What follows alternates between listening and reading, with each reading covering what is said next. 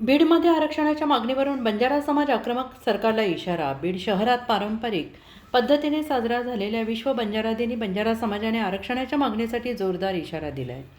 राष्ट्रीय बंजारा महासंघाचे प्रदेश अध्यक्ष प्राध्यापक पी.टी. चव्हाण यांनी सरकारकडे तात्काळ सकारात्मक निर्णय घेण्याची मागणी करत बंजारा समाजाची रस्त्यावरची लढाई सुरू असल्याचं स्पष्ट केलं आहे.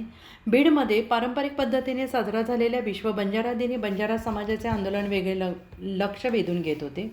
या कार्यक्रमात राष्ट्रीय बंजारा महासंघाची स्थापना करण्यात आली आणि मोठी घोषणा केली गेली. प्राध्यापक पी.टी. चव्हाण यांनी स्पष्ट केले की एस.टी. आरक्षणाचा प्रश्न तात्काळ सोडवला नाही तर बंजारा समाजाने रस्त्यावर उतरून आपली लढाई सुरू ठेवणार आहे आणि त्यांच्या म्हणण्यानुसार सरकारला बंजारा समाजाच्या रस्त्यावरच्या लढाईला सामोरं जाणं सोपं नाही. त्यामुळे रक्षणासंदर्भातील त्वरित सकारात्मक निर्णय घेणं आवश्यक आहे.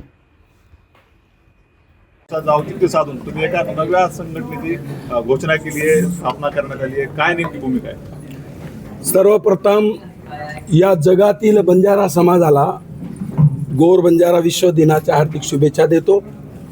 या देशाला स्वातंत्र्य मिळून 80 वर्षे होत आलेली आहेत. या देशामध्ये जवळपास 14-15 कोटीच्या संख्येने असलेला बंजारा समाज, महाराष्ट्रामध्ये 1.5 ते 1.25 कोटी संख्येने असलेला बंजारा समाज, एवढी ताकद असताना देखील आजही बंजारा समाज प्रत्येक क्षेत्रामध्ये दुर्लक्षित आहे. सामाजिक, शैक्षणिक, आर्थिक, शैक्षणिक आणि राजकीय, या बंजारा समाजाला सामाजिक, शैक्षणिक, राजकीय हक्क मिळावेत. त्याचबरोबर आमचा तांडा सुधारावा, तांड्याचे मूलभूत प्रश्न सुटावेत, आमच्या तरुणाच्या हाताला काम मिळावं, आमच्या महिलांना जे कबाड कष्ट करावं लागते शासनाने त्या महिलांसाठी देखील स्वतंत्र अशी योजना सुरू करावी. त्याचबरोबर आज अतिशय कळीचा मुद्दा महाराष्ट्रावर जे सुरू आहे, बंजारा समाजाला एस.टीचं आरक्षण मिळावं. या सर्व गोष्टीसाठी बंजारा समाजासमोर एक सक्षम पर्याय असावा. संघटना अनेक आहेत असतील, परंतु ज्या पद्धतीने काम चालू आहे समाजाचं त्यात भलं होताना दिसत नाही. म्हणून या सर्व क्षेत्रामधील बंजारा समाजाला संघटित करून, विखुरलेला बंजारा समाज आज त्यांना संघटित करून राष्ट्रीय बंजारा महासंघ रस्त्यावरची लढाई लढण्यास आजपासून सुरुवात करीत आहे. म्हणून आजचं दिन अतिशय आमच्यासाठी महत्त्वाचं आहे. हीच भूमिका राष्ट्रीय बंजारा महासंघ या ठिकाणी पार पाडणार आहे. भाजपचं सरकार आहे, मात्र एसटी आरक्षणाचा मुद्दा केंद्रात आणि राज्यात भाजपचं सरकार आहे. नेमकं अडलाय कुठं? अनेक वेळा आश्वासनं दिली, मोर्चे काढले, प्रत्येक वेळेस समजूत काढायला कोणतरी मंत्री आला. नेमकं अडलंय कुठं कुठं?